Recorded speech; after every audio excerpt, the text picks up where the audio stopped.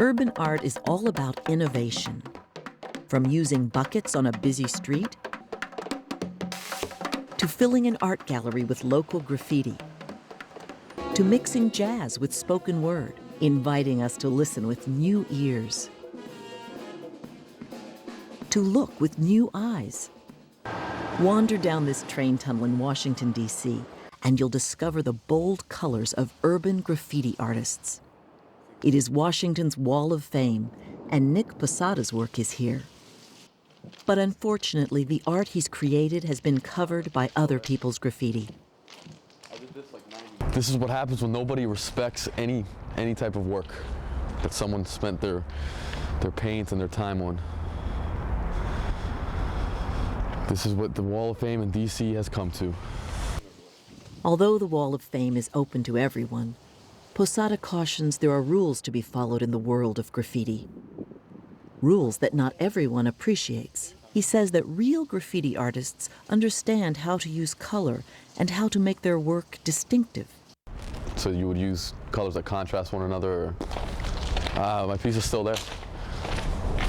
I did this like '99. Nick's work is also highlighted here at the Govinda Gallery in Georgetown. Abstraction.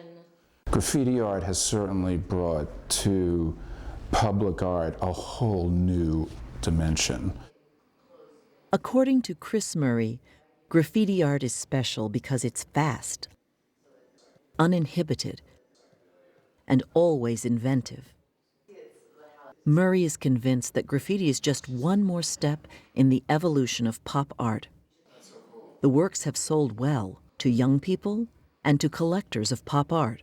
In the gallery, people can appreciate the art in a traditional setting, and they like it. It's good for the artists, too.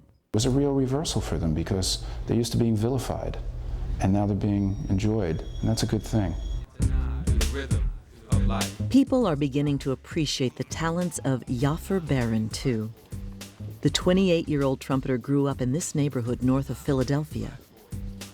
Both his parents are jazz musicians, but Jaffer chose to mix more traditional, classical forms of jazz with the rap and hip-hop music of his own generation.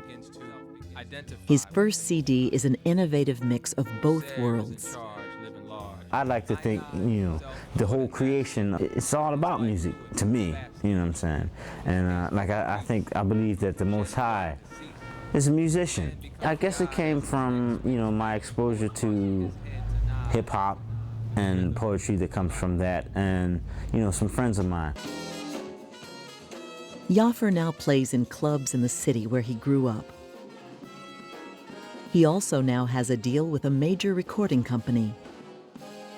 The stories of how these two artists developed, one musical, one visual, are not surprising to art history professor Don Kimes.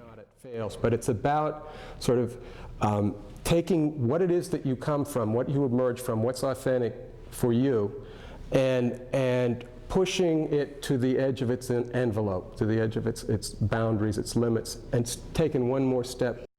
Kimes says artists need to build on their own cultural background, as anything else would be false. It is said that art is fundamentally about exploration and discovery.